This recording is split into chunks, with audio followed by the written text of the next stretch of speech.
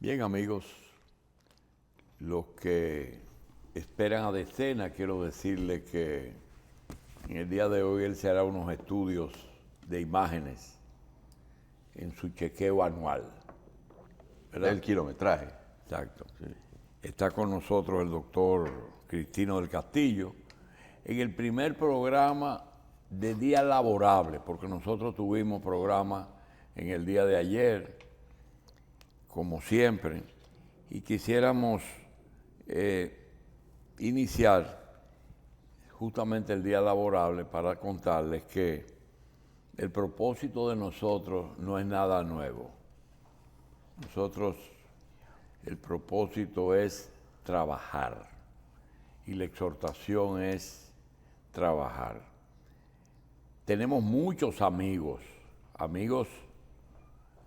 de muchos años, familiares, pero hay un club no constituido, porque no nos juntamos entre sí, son amigos nuestros, que se caracterizan por una condición, que uno de ellos dice, mientras más trabajo, más suerte tengo. Esos amigos, que no son los únicos que trabajan, pero que me consta que solo trabajamos. Oye bien, que solo trabajamos. Pepín Corripio, sí. José Hernández, el de Caribe Tour, sí. Abel La Chapelle, el de L&R, Manuel Estrella, constructora Estrella, y Benjamín Ramos, el de Disfármaco. Solo trabajamos. Solo se dedica a trabajar. ¿Verdad? Así es que la exhortación es trabajar, porque trabajando se logran las metas. Bien, hay una información que dio Carlos Alonso hace un momentico de los números de inmigrantes que habían entrado en Estados Unidos. Casi Quiero 3 millones. decir que nos consta que durante un mes que terminó el 22 de diciembre, migración de Estados Unidos en la frontera bajó un poco la guardia y fue permisiva. No es que mandó a entrar a las personas, sino que parece que miraron para otro lado. Sí. Y la cantidad de personas que lograron pasar a Estados Unidos en el mes que antecedió, en los últimos días de noviembre y en el mes de diciembre hasta el 22. El 22 volvieron a ponerse rígidos. La cantidad de latinos que pudieron cruzar sin problemas. Dicen algunos que hasta lo dejaban circular hasta que encontraran sus familiares que lo llevaran a su destino final. Eso se acabó para que no se entusiasmen. no se embullen y empiecen a pagar dinero. Otra cosa, doctor, usted no ha notado que hay como muchos proyectos, algunos aprobados, otros pendientes de aprobación, como que hay mucha oposición a varios proyectos importantes. Hay algunos que están pendientes, pero yo creo que en sentido general han pasado, incluso algunos que tenían muchos años circulando por las gavetas del Congreso Nacional, como por ejemplo la ley de organización territorial. La organización territorial pasó mucho tiempo, Sí. pero parece que de esas leyes que va a tener como una revisión pronto. Lo de la fiducia, ese es otro problema, ¿verdad? Sí, sí. Ese ha traído... Pero ese es reciente. ¿Eh? Ese es reciente. Aunque nosotros hemos incursionado en esa área, no teníamos una ley que regulara eso. Quiero decir que he hablado con más de un empresario, más de uno son 2 y 3, que me han expresado que no quieren hacer públicamente ningún pronunciamiento en ese sentido, pero me advirtieron que le demos seguimiento a la ley del fideicomiso, sobre todo en la aplicación a Pedernales. Y me aseguran, cosas raras, pensaba que era personas que se iban a perjudicar con la competencia, pero ahí no hay competencia. Me dice, para lo único que eso servirá es para lograr colocar miles y miles de trabajadores extranjeros en esa zona. Eso no va a resultar como se está pensando. No sé, porque no entramos en detalle, pero les recomendamos al gobierno que hable con los empresarios sobre la ley del fideicomiso, porque ellos pensaba que era problema de que como resuelve muchos problemas económicos, pensaba que era que la oposición estaba insistiendo en eso, pero vi que hay varios empresarios que me dicen, no es tanto, eso va a dar problemas. ¿Usted se está refiriendo al proyecto turístico? Al proyecto turístico bajo la sombrilla del fideicomiso. El desarrollo de Pedernales. Ahí probablemente lo que se esté contemplando es una especie de alianza público-privada. Sí, pero bajo porque el Estado tiene la propiedad de las tierras. Ellos aportan la tierra y el viene sector privado. Bien, otra cosa es unas efemérides de hoy que me hacen recordar algo a principio de año, que quisiéramos a los menos viejos, a los más jóvenes, hacerle este señalamiento. Doctor, desde el año 1900... Yo no soy el menos viejo.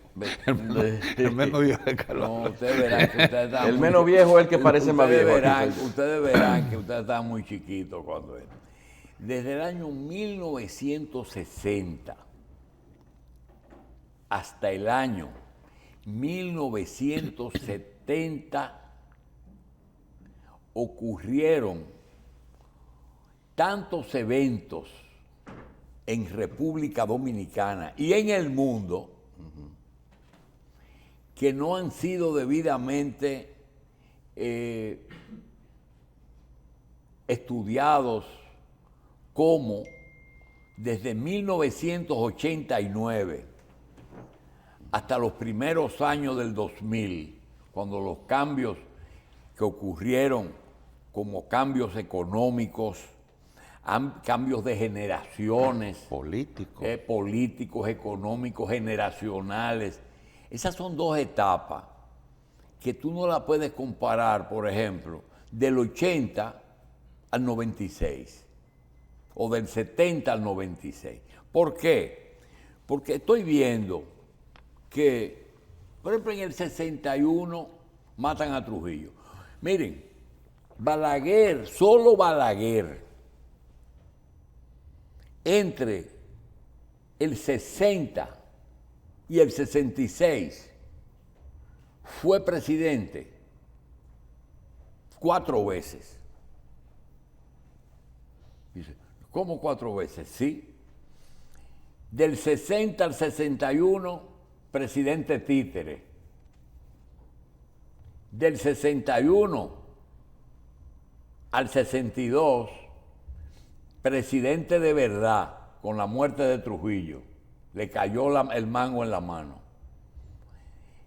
Del 62, unos meses, fue presidente del Consejo de Estado, que él lo formó. Y en el 66 fue electo presidente de la República. Solamente Balaguer. En el año 1965 63. Señores, tumban a Bosch. No, eligen a Bosch. 7 meses después lo tumban. Van 2. El triunvirato. Viene el triunvirato. El triunvirato se modificó 2 veces. Don Emilio de los Santos no era el presidente el día 24 de abril. Él fue el día del golpe. Pero el 24 de abril era Don Arrí.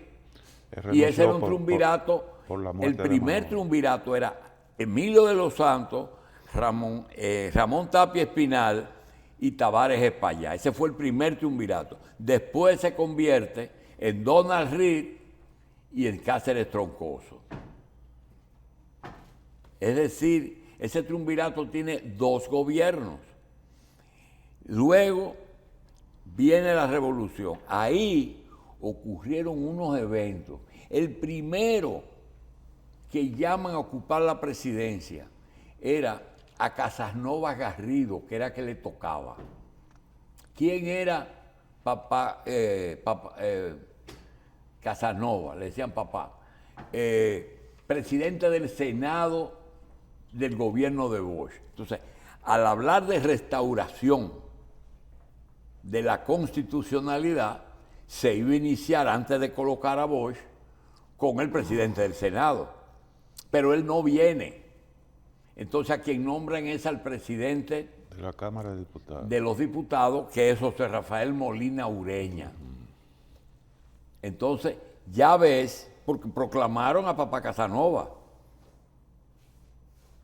Ya tú ves que tú tienes un golpe de Estado, 2 triunviratos, un presidente del Senado y un presidente de la Cámara de Diputados. Pero entonces viene... Y hubo también un alzamiento guerrillero en No, ese periodo. entonces viene otra cosa. Viene el tema de quién es el gobierno en el 65. Entonces son 2 gobiernos que son reconocidos en la historia como gobierno. El gobierno de Camaño, el constitucional, y el gobierno de reconstrucción nacional que lo preside Inver. Inver, sí.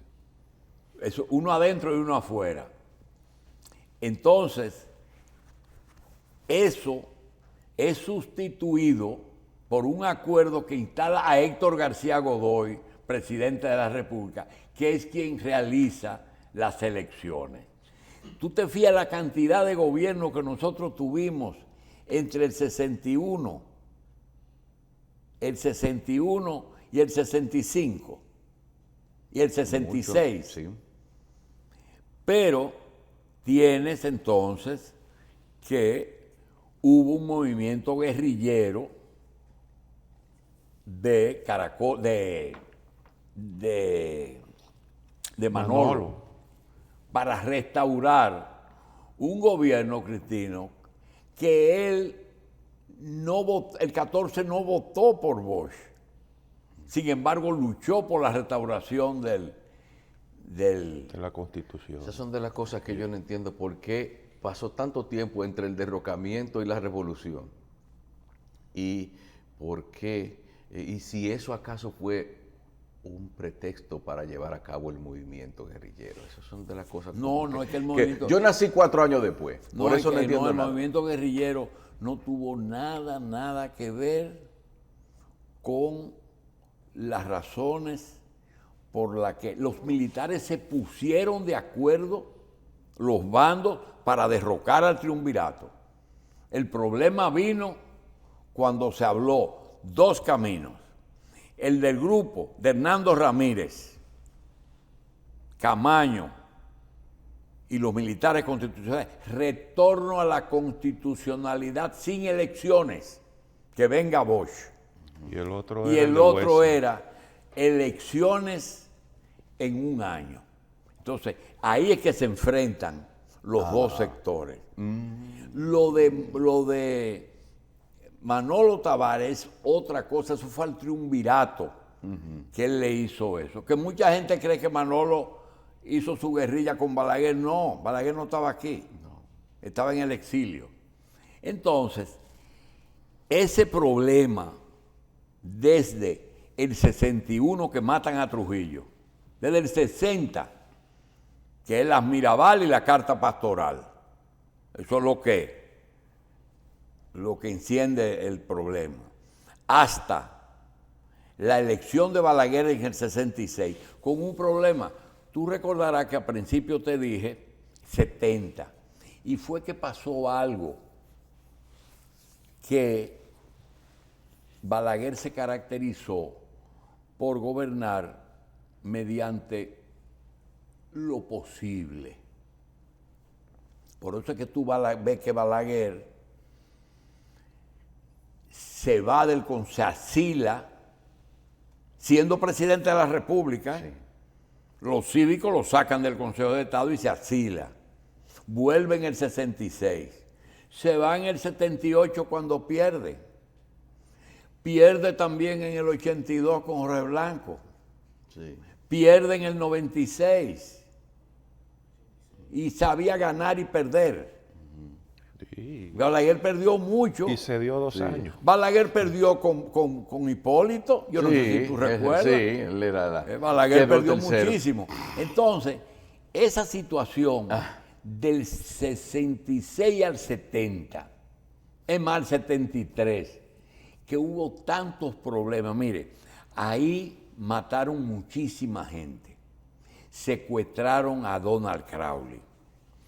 Mataron en Bélgica al Men, a Amin Abel, una cantidad de muertos, Orlando Martínez y cosas. ¿Por qué? Porque Balaguer no se plantó frente a la Agencia Central de Investigaciones, que se propuso 2 cosas: eliminar en República Dominicana todo vestigio de aquello que podía representar la implantación de un sistema parecido a Cuba. Eso fue la revolución misma. Y segundo, todo el que participó en el secuestro de un agregado militar, lo mataron. Donde quiera que estaba, lo eliminaron. No, pero que Amin Abel era de los jefes del MPD. El Moreno era de los jefes del MPD. Lo cazaron en todas partes. Entonces, esos muertos de Balaguer del 66 al 73, 74, estos 2 primeros, sí, hay que anotárselo a Balaguer por su tolerancia, pero eso fueron en Estados Unidos. Igual que yo voy a decir, durante el gobierno de García Godoy, matan a Pichirilo en las calles de aquí. Pichirilo estuvo en el Granma, ¿eh? Sí, era uno de los pilotos del Granma. Estuvo en el Granma. Mi primo. Mi primo. ¿Verdad? Sí. Pero también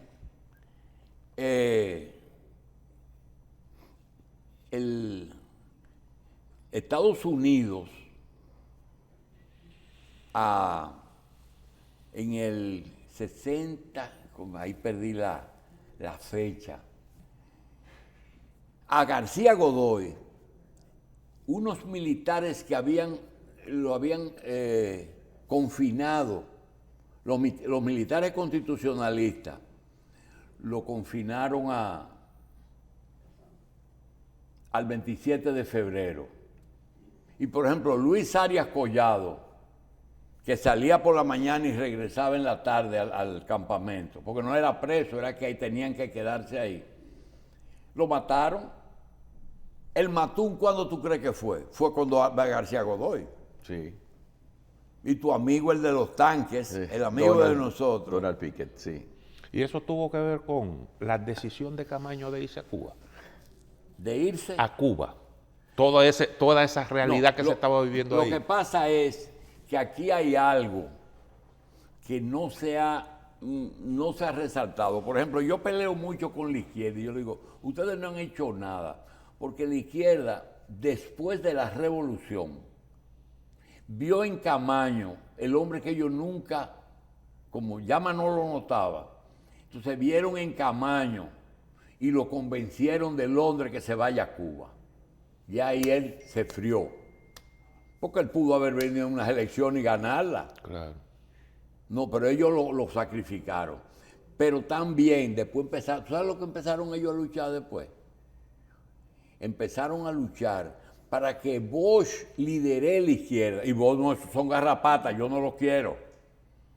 Y después se pasaron la vida entera detrás de Peña. Esos fueron 3 líderes dominicanos que la izquierda siempre quiso tener.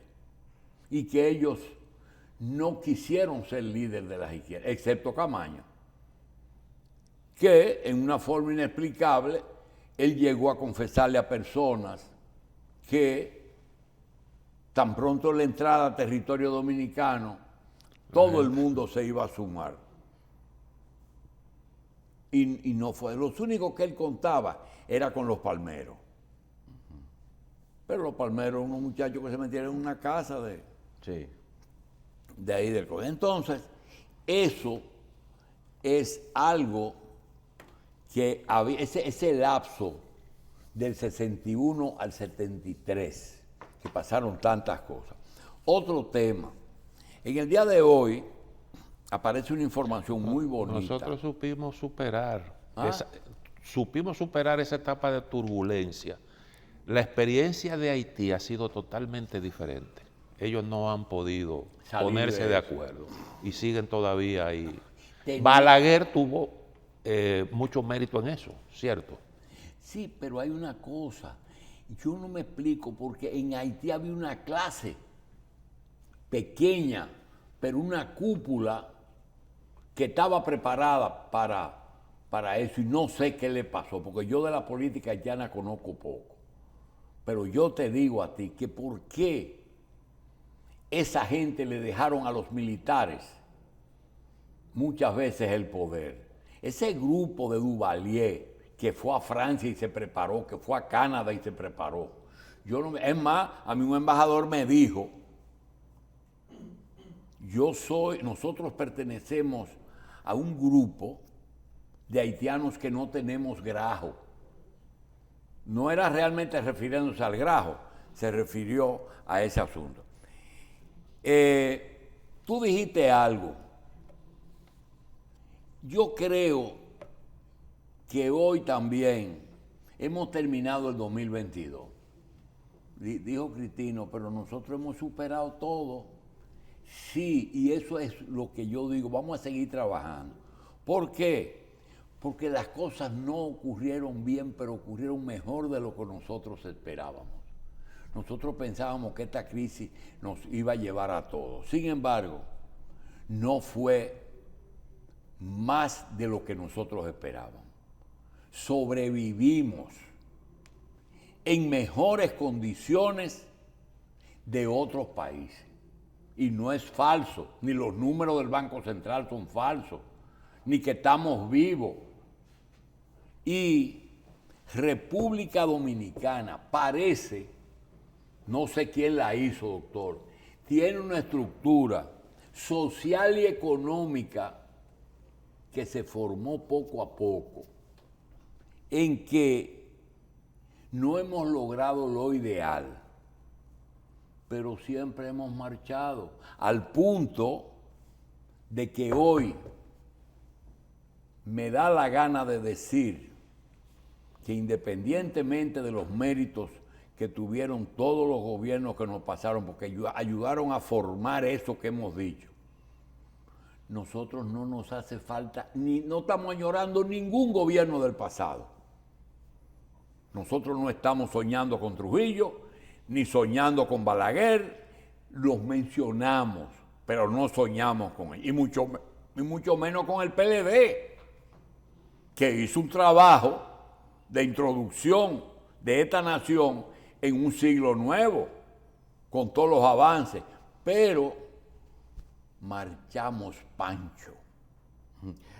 Mire. Marchamos, es decir, nosotros todos los días damos pasos inexplicables, pero estamos aquí. Pero un fenómeno, doctor, de que el PLD contribuye con la formación de una clase media que después se le voltea y lo quita. No, esa es otra cosa. Una clase media que después lo quita, no. El problema es el agotamiento natural de los gobiernos. 30 años, 22 años, 20 años. Es normal. Hasta la belleza cansa. Los pueblos son rarísimos. ¿Por qué? Porque las necesidades de uno se concentran en que es bueno el que me mejora a mí. Ese es el bueno. La medida que usa la mayoría de los seres humanos es que el otro es bueno En la medida en que te resuelve el problema. de que me haya mejorado mi situación, más que resolver el problema, de que yo estoy mejor. Mira, por ejemplo, hoy mismo, antes del programa, tuve la oportunidad de hablar con una persona que está en Nueva York. Yo quiero venir para acá. Le digo, aquí. ¿Qué edad tú tienes? Me dice, 56 años. ¿Y tú estás trabajando? Sí, todavía estoy trabajando. Digo, ¿a qué tú vienes? Tú no tienes protección y tú tienes todas las protecciones. Me dice, a mi hijo le dan educación, a los dos nos dan cobertura de salud y nos garantizan comida. Entonces digo, ¿a qué vas a venir? Y esas son las cosas que Estados Unidos tiene y que todo el mundo quiere ir para allá, porque hay una cobertura social que nosotros, esa es la diferencia entre el desarrollo y el no desarrollo. Por eso que tú estás viendo aquí el pleito con las ARS. En las efemérides de hoy hay algo, y en la noticia, dos cosas que tienen que ver. Primero, dice aquí que hoy cumpleaños Juan Carlos Morales. Juan Carlos Morales era un empresario puertoplateño. Él fue pareja de María Jiménez. Luisa Morales es hija de María y de Juan Carlos. Que me recuerdo porque hoy cumpleaños Juan Carlos. Personaje muy especial, muy querido, amigo también de alguien que me lo recuerda todos los días, que es Kennedy la Antigua, pero me recuerdo de María. María murió la semana pasada, amiga querida. No pude ir porque estábamos en un hospital cuidando a una persona. Señores, anteayer entró a Puerto Plata el crucero más grande del mundo, Sí. y más lujoso, casi 7,000 pasajeros. ¿Y qué tiene que ver María con eso? Yo no creo en coincidencia, pero tú tienes que creer en algo. María Jiménez Mesón fue la promotora y dueña de agencia que luchó más por el turismo de crucero en Puerto Plata y en el país. Creía en eso. Y yo le decía, pero María, esa gente nada más se pasan un día. Dice, pero son 7,000 personas en una ciudad. Míralo ahí. Sí, enorme. Wonder. Wonder of the Seas. Es un crucero enorme. Pues mira, 7,000 personas. Pero usted qué bueno. un con los homenaje a números. María. Pero, Un homenaje a María. sí, excelente. Sí, un homenaje a María. Además, 7,000 personas. Suponga usted que se desmonten, vamos a decir, la mitad, y que cada uno de ellos gaste $15 en la ciudad.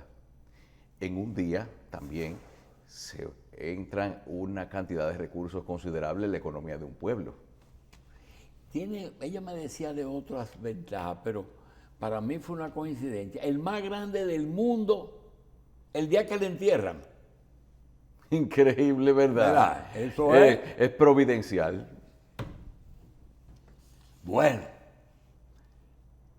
hay una noticia en el 62 ocurrían unas cosas, doctor, raras. Había un plan de destrujillización. Quien manejaba eso en el Consejo de Estado era José Antonio Fernández Caminero, que era de la Unión Cívica y del 14 de junio. Se ocupaba de esos temas, de destrujillizar el país. Y los sitios de destrujillización eran, número 1, la universidad. Número 2, el servicio diplomático. Y número 3, la recuperación de bienes del Estado que se hicieron a la sombra del poder de Trujillo y de sus familiares. Entonces, ocurrió que Balaguer, siendo presidente antes del Consejo de Estado, decreta. La confiscación de los bienes del Partido Dominicano. No, decretó, primero fue eso, pero decretó el fuero Universitario. el fuero y la autonomía. Y la Y la autonomía. autonomía. Pero cuando tienen eso, se reúne el Consejo Universitario y expulsa a Balaguer. Y expulsa a Balaguer. Para destrujillizar la UAS. Para destrujillizar la UAS, pero aprovechándose en lo que él le otorgó, el fuero. Digo, hay que aclarar una cosa. Eso no fue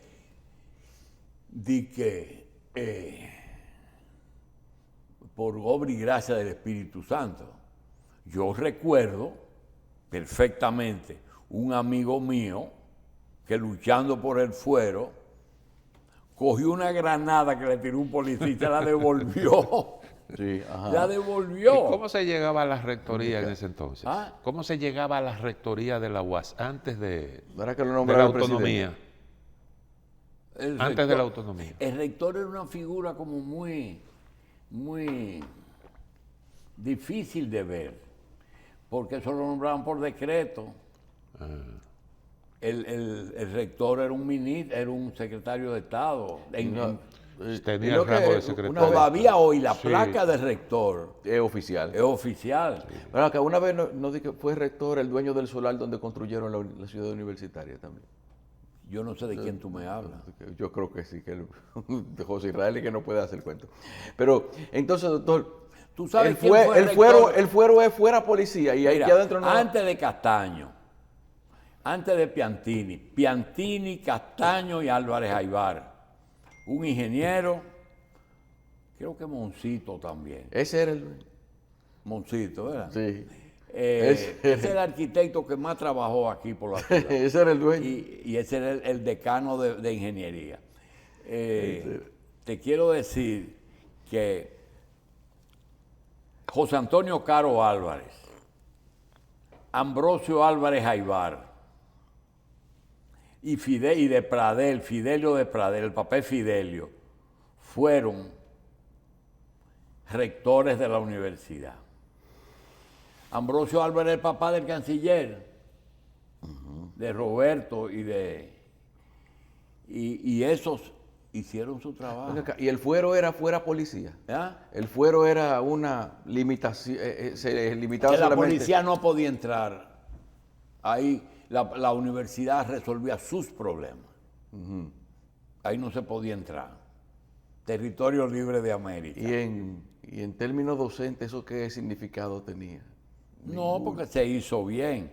Lo que pasa es que después la universidad, yo no La quiero policía entrar- interrumpía la clase ahí. Perdón. La policía interrumpía la clase. No, ahí no se entraba, ¿no? No, señor. Es más, yo creo que tú sepas que fue después que los militares se inscribían en la universidad. Ahí no se inscribían.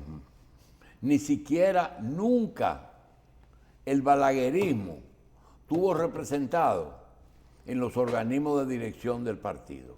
Eso era PRD, PLD y sobre todo la izquierda. Ahí se dio el caso de personas que estaban presos y que cobraban en la UAS.